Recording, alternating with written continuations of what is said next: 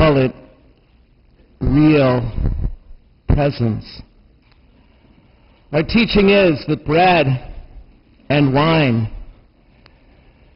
don't just represent something of Christ, but that somehow the bread and the wine, in the mystery of love, bread and wine become Christ. Body, blood, soul, divinity. In today's gospel, Jesus describes himself as bread. Bread for us to eat, he says. And Matthew and Luke and Paul and John all attest, as did the early church continuously and at great risk to itself, that this is just true. And the term we use to describe it is real presence. Real presence. Some people don't believe in real presence. Honestly, I suspect a lot of people just don't even really care.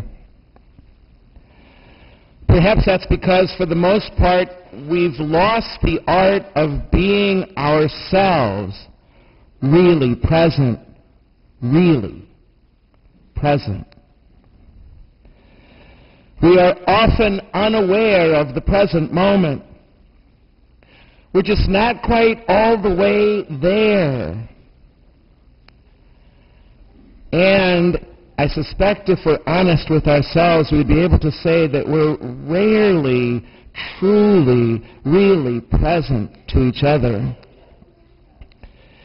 We can attend to a variety of so many things, sometimes all at once. But our awareness so often wanders to any place but now, to any person but the one right in front of us right now. Many of us have never really developed our God-given capacity for presence, to be present. Of course, then, it would make sense that we just don't get this concept of real presence. We've yet to develop the crucial human faculty for relationship and for community, so that we don't even know how to be real with each other, to this moment, and to God.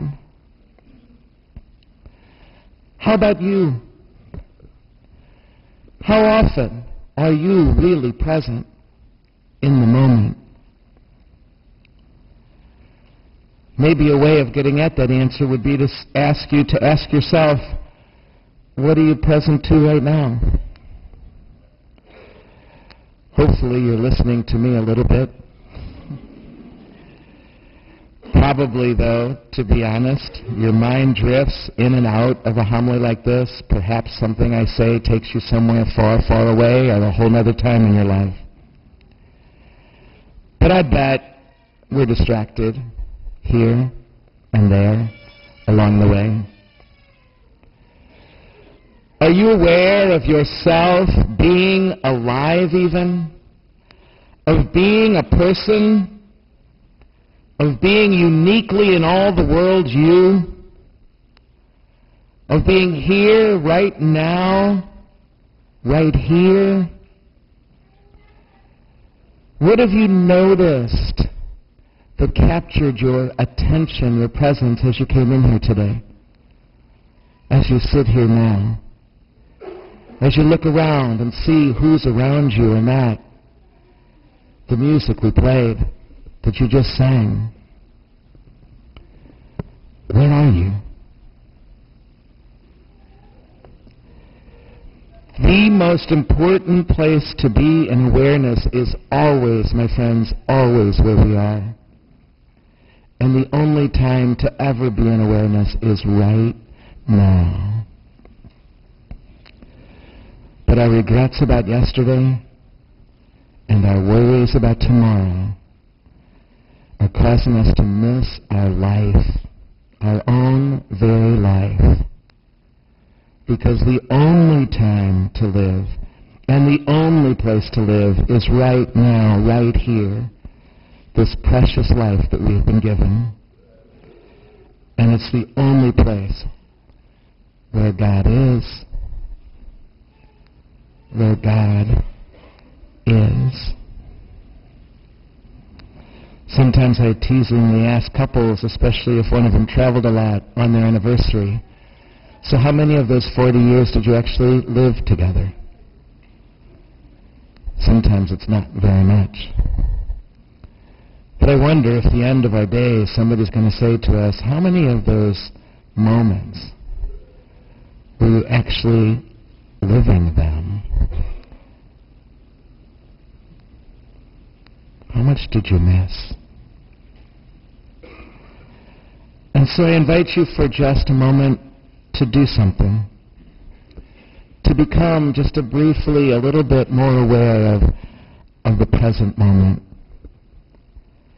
I know that whenever I do something like this for myself, whenever I remember to do it, it is true to say that something shifts inside of me. I don't know the best way that it would happen for you, maybe, but for me it amounts to just a very few simple things.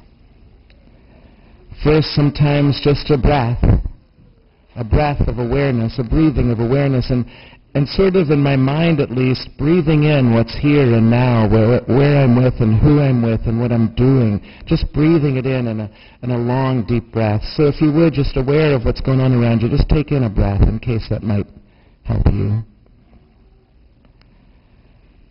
And as you breathe in what's here and now, just maybe quietly say to yourself, yes. As you become aware.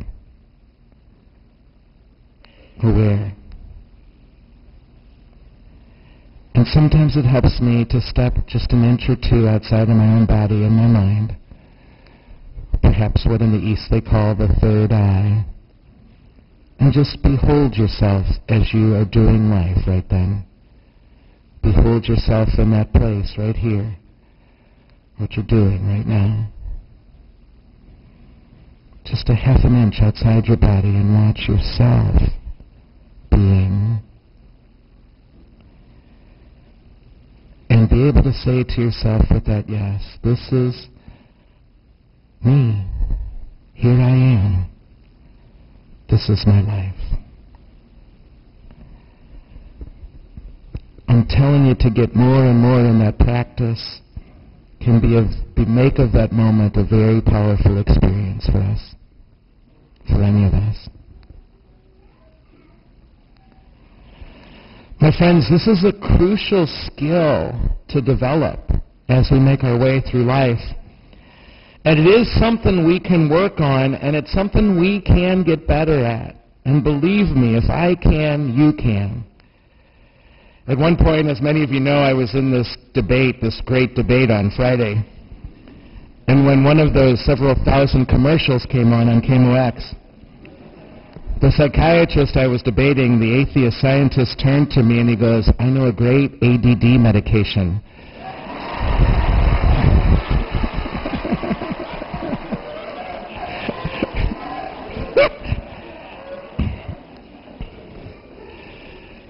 Whatever it takes.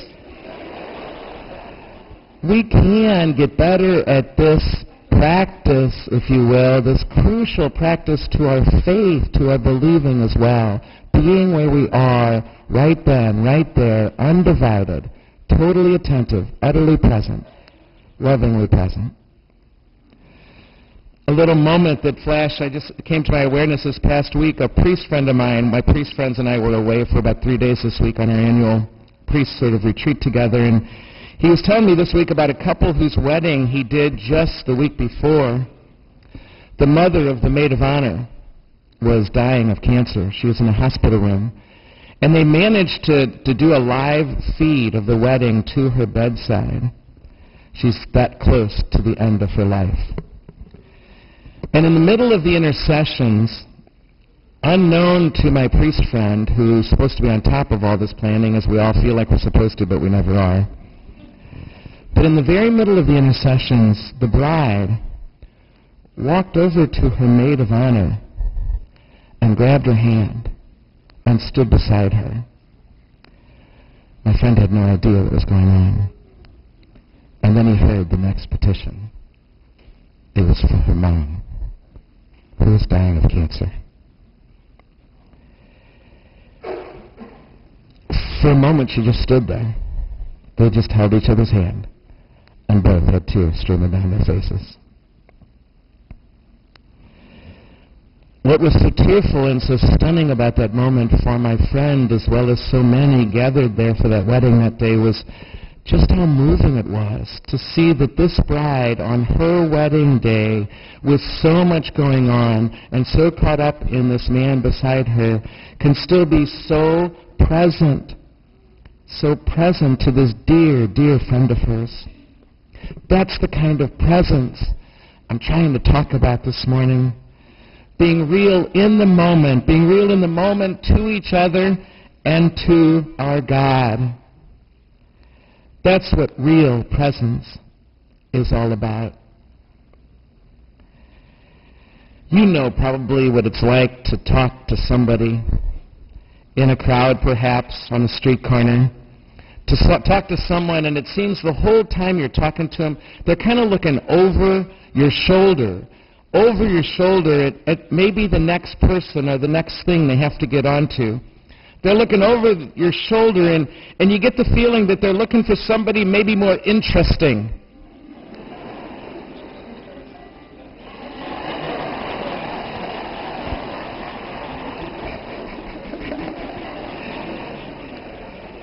Troy just sent me a text saying we're just about at the time limit. I'm teasing, that's not what it says. We all know what it's like to have someone in the middle of a conversation get that or some other creative jingle that kidnaps their attention totally away from us. And for some reason, and we all do it, we do it too, for some reason that other person calling right then captured all their attention and all their presence away from where they were and what they were doing. Texting while we're talking to people. A wonderful gift texting is, but not always. You're present to that person, and they're not present to you. Not if they're looking over your shoulder, not if they're responding to a text, even pointing out to see who called. The truth is, my friends, that God is always present to us. And too often, we're not very present to God. How many times do we go to prayer kind of begging for God's presence to come? And the truth is here too, we don't need to ask God to join us. God's already there. We just need to show up. Mind, heart, soul, and body. So right here, today, in bread and in wine, today, our faith tells us that Christ is truly present to us, here. It's so beautiful. It's a presence that's so fully attentive, so fully aware, so lovingly present. But I want to ask you, what difference does it make if God is present to you, but if we're not learning how to be present ourselves? The more we learn presence here, the more we'll appreciate and get presence out there in the world in the week that follows. And unless we learn more and more how to be present to each other, present to the present moment, and what it holds, because it holds everything for us that we need or want or long for. Of course, communion will never have an impact on us if we're not learning how to be present. So when you come forward for communion this morning, whether that's a profoundly spiritual communion or for this real presence, Christ will be totally, really present to you. But how about you? Will you be here? Aware? Present yourself?